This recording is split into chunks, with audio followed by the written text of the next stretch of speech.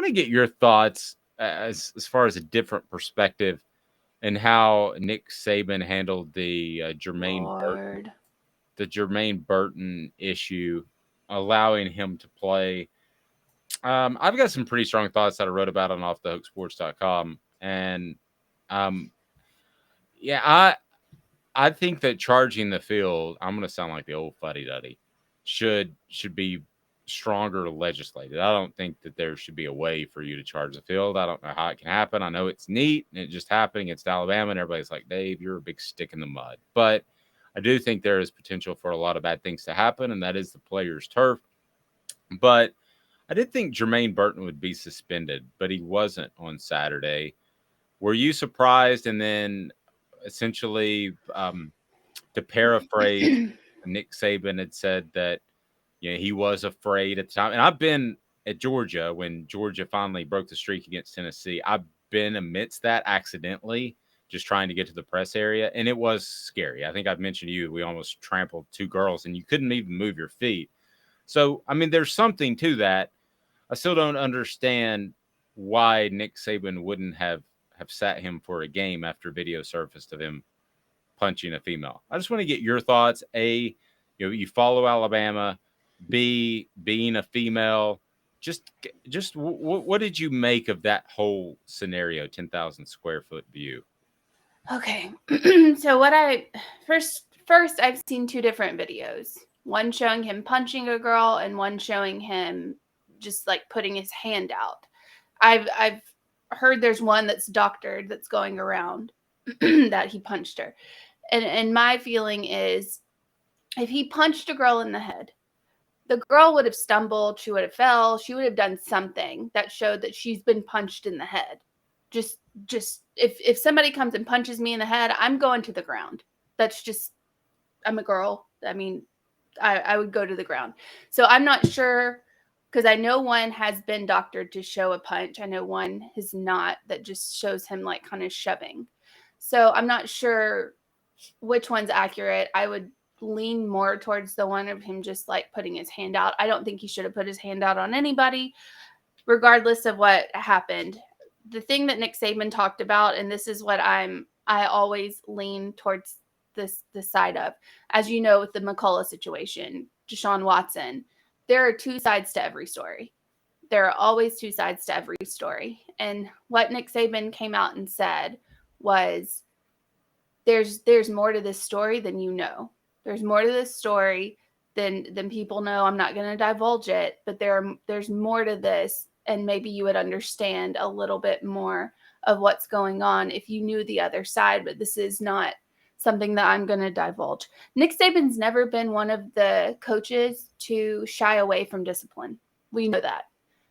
There's been, even you've talked about times where there's been his best player on the team, and he kicks him off the team because of what they're doing.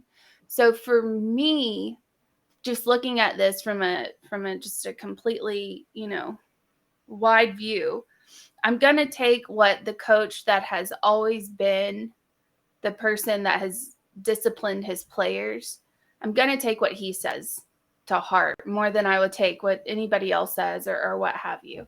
I don't know what happened out there. No one knows what really happened. I mean, again, there's two different videos floating around. So I until you know the whole story, I stay out. Like, I don't pass judgment. And if the video was doctored, I've seen both of the videos that you're referring to, and one of them does look a little bit worse than the other. It's kind of like a jump cut sort of thing. I will go with Steve Spurrier, who I thought was lax at times in discipline, and I would do exactly what he said, and that is, if you hit a woman, you're just not going to be a part of this team. Now, that would be my hard and fast rule.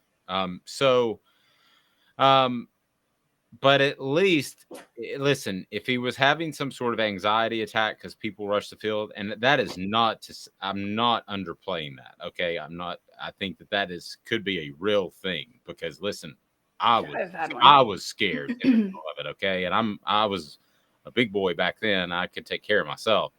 but you had no control of where you were going. And this was not like rushing the field in 98 where there was space in between people. If you go back and look, this one was shoulder to shoulder. I mean, this was, you have no control of where you're moving. Now, at the time that Burton pushed or threw the punch or whatever the case may be, he had space as he was trying to get to the locker room. So, but could he have been, especially after a game like that, been super hyped up? Yes. Is that a situation in which if you ever had to make an excuse to strike a woman, yeah, he may not even know it's a female when he is pushing or throwing the punch. I get all that. I just would have, for the optics of, I would have sat him for one game. That to me is the minimum, and I was surprised that Nick Saban didn't do that. I will say this: I don't want to go conspiracy theory too far on it because we need to get today's tough question in. I don't want to go conspiracy theory too far on it, but you and I both said that we think there's a good chance this is Nick Saban's last year. So their skill position players, other than Jahmyr Gibbs, are not great. Did he feel like he needed Burton in there? This is why I go back to the SEC or the conference or the NCAA, whatever it is. There needs to be somebody that handles discipline internally because you can't leave it up to the coach. Nick Saban, anybody, whoever we're talking about, okay? Because the coach there's a conflict of interest there. He has to look out for his assistant coaches who could be shipped to Washington if somebody gets fired. He's not going to get fired. But if somebody were to get fired, there's a conflict of interest. There also is a conflict of interest on a personal level if he wants to ride off into the sunset. Again, not saying that went through his head, but those would be my main takeaways. 3.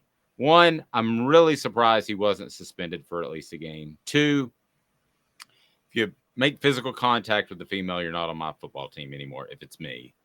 And remember this, he has an all 22 view. So he's got the picture that shows down on all 22 players from an end zone standpoint. So he's got the best view of anybody. And then 3, lastly, I would say that if we're going to make this move to a super conference, we're going to do all these things, okay, and we're going to make college football into a big time thing like it's not already. But if we're going to take those steps, then discipline needs to be handled at some central locale, not determined by the head coach. Those are my 3 points. I don't think this is Nick Saban's last year. I thought that before, based on somebody in a higher up company and something that Nick Saban did not do that he normally does every year. But I think that might just be a sponsorship thing.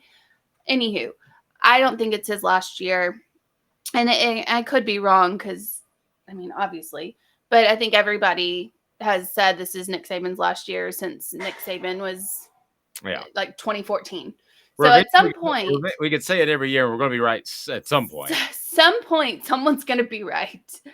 But I look at, Josh Heupel, it seemed like with McCullough getting arrested, felony aggravated assault charge. With that happening, I took the stance that we don't know the whole story yet.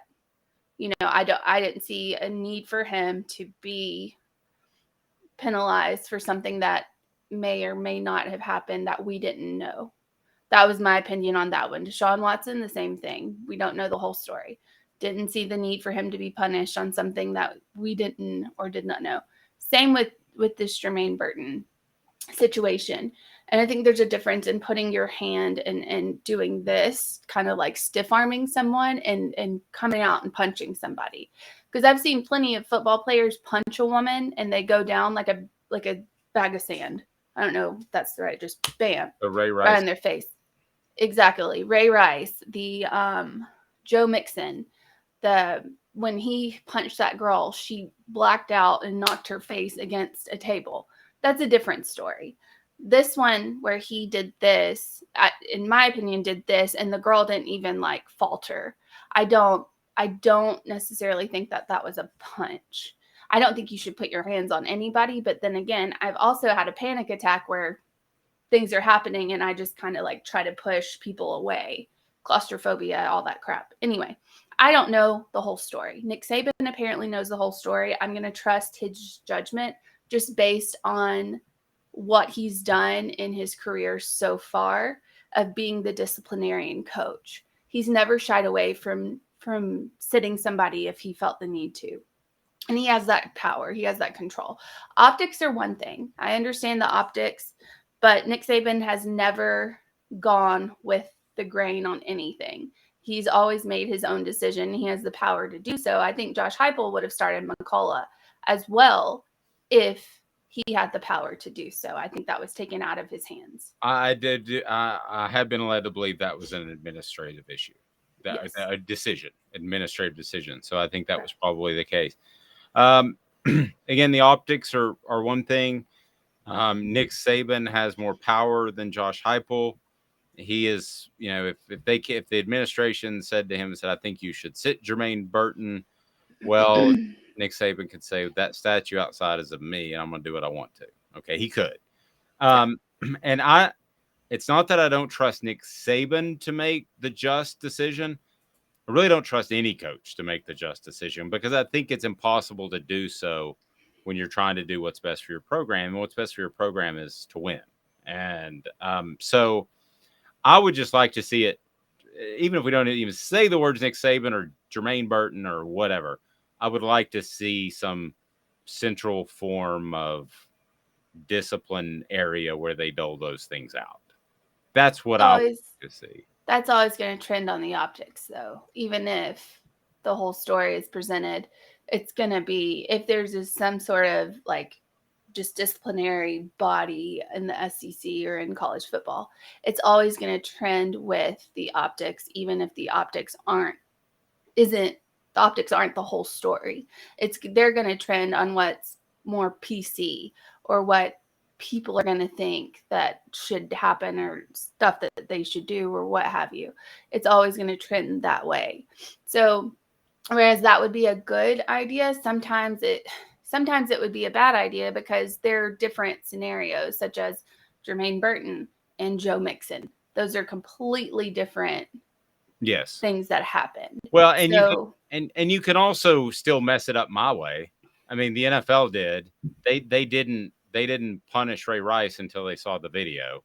So, and only because he was 30 and out of his prime. Let's not kid ourselves. Well, yeah, I think that's why he didn't get another job too. But they didn't suspend him until they saw the video. At least it wasn't as severely, if I remember it correctly. They saw the video, but they didn't suspend him until it got released. They didn't think everybody else was going to see the video. That is a good point. So, yes, but you can still mess it up my way. Okay. If I was the king of college football and I changed everything, you can still mess it up my way. However, it just seems to me that at the end of the day, if your job is to win as many football games and look out for your assistant coaches, and I do believe there's a family top field there, and guys sometimes are now financially independent, but they weren't always, and they don't want to move across the nation. Their kids are in school. I get all that. But at the end of the day, I would have a central discipline committee, whatever it's called. And by Tuesday, Wednesday, you should have time to make the phone calls, and Nick Saban could share his version of the story from Jermaine Burton, and then I would move on from there. That's just my take. But it's funny how on the message board, some people disagree with you and some people agree with you. One person said inadvertent breaking and entering, dumb drunk kid, you get a punch. I'm not sure if that person is referring to the McCullough. Okay. Well, I mean, you could say the same thing about the female. I mean, that's not her space. That is not. I mean, I can tell you that. I mean, it never crossed my mind to punch somebody, but when I was involved in that incident in Georgia, that it was very scary. Had it gotten a little further, I may have considered it. Because you had no control over where you were going. I mean, it was absolutely bizarro.